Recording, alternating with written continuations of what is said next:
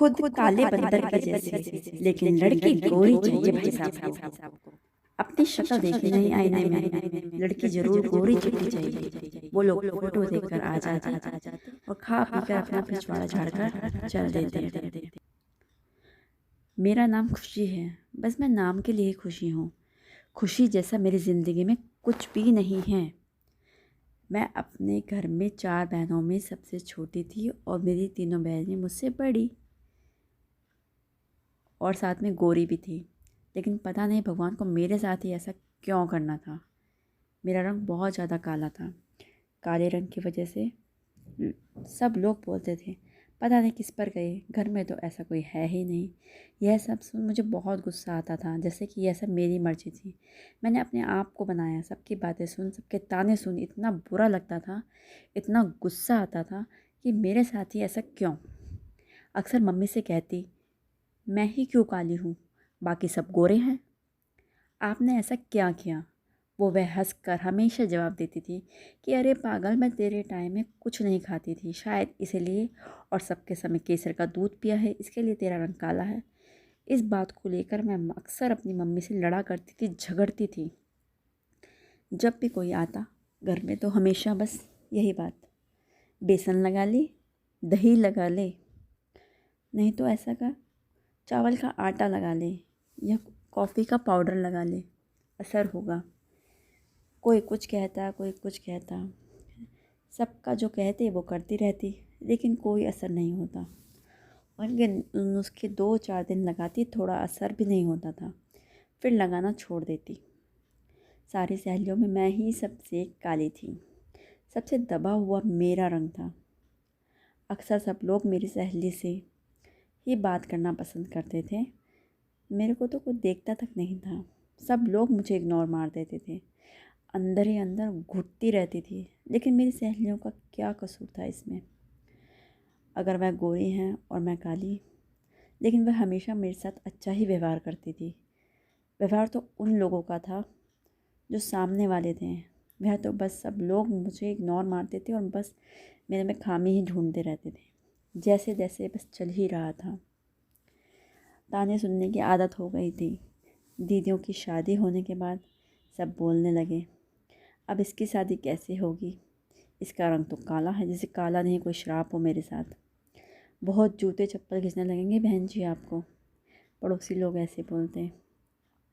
बस कोई कुछ कहता, कोई कुछ कहता, गुस्सा तो इतना आता कि बस क्या ही बोलूँ। शीशे के आगे बस रोती ही रहती।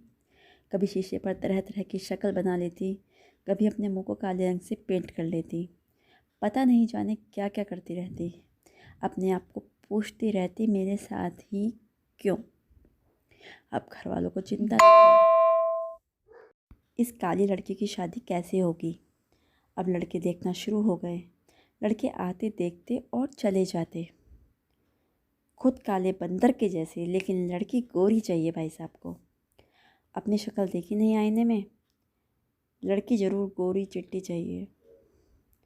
सब लड़कों का यही कहना, लड़की फ़ोटो में तो गोरी लग रही थी, असल में रंग सांवला है, हमारे लड़के को तो गोरी लड़की चाहिए।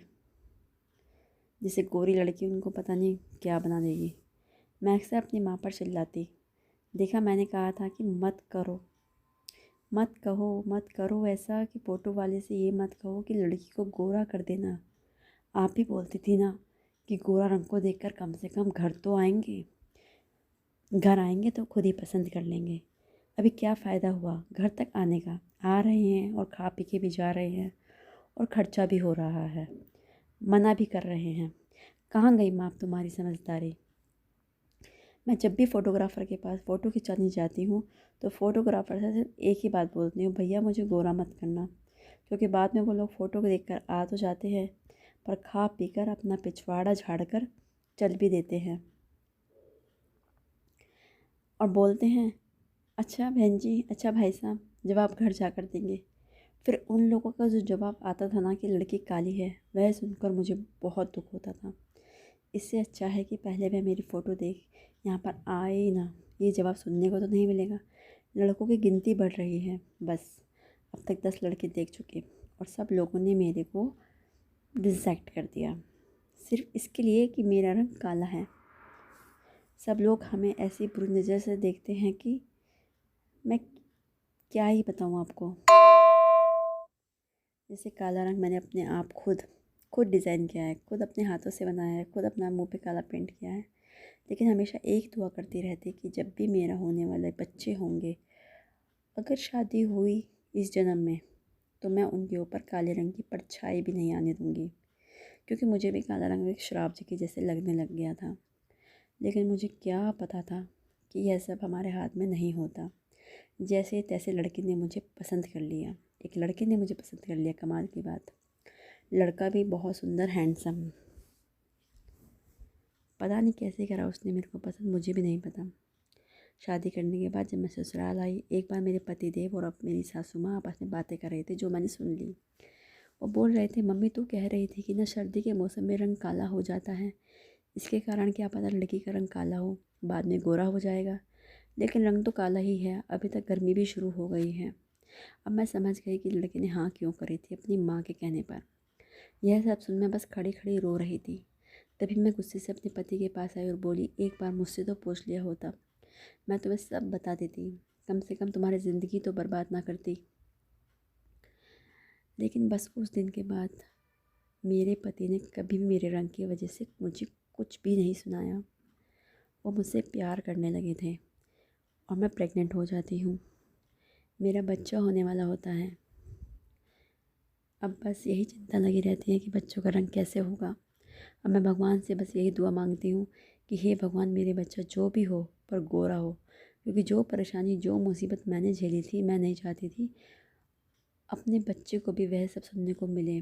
दिन रात बस यही दुआ करती रहती थी, भगवान मेरा बच्चा स्वस्थ के साथ साथ गोरा चिट्टा भी हो। अब बच्चा हुआ, बच्चा गोरा हुआ। मैं बहुत खुश हुई, जैसे कि कितना बड़ा खजाना मिल गया मुझे, जैसे कि कितनी बड़ी जंग जीत ली मैंने। मुझे क्या पता था कि जंग तो अभी शुरू हुई है। मेरे 2 बच्चे हुए, दोनों गोरे। मैं अपने बच्चों में अपनी खुशी देखने लग गई और दोनों को खुश देखकर, दोनों का रंग देखकर मुझको लगता था कि जो मेरे साथ हुआ वो उनके साथ नहीं होगा, उनको वो सब नहीं सुनना पड़ेगा। यह देखकर मैं बहुत खुश होती थी। लेकिन हद तो तब हो गई जब मेरे बच्चे बड़े हुए। मेरा बेटा और बेटी बड़े होते हैं और वो मुझसे कहते हैं कि मम्मी आप तो काली हो, आप मेरे दोस्तों के सामने मत आना। यह सुन मैं हंसने लग गई। खूब हंसी, हंसने के बाद खूब रोई, फूट फूट के रोई। बोली, जिन बच्चों के लिए इतनी दुआएं मांगी, उन्होंने फिर एक बार पुराने घाव को रेत दिए। अब मुझे समझ में नहीं आया कि मैं क्या करूं। मेरी जैसी स्थिति पहले थी वैसी ही हो गई।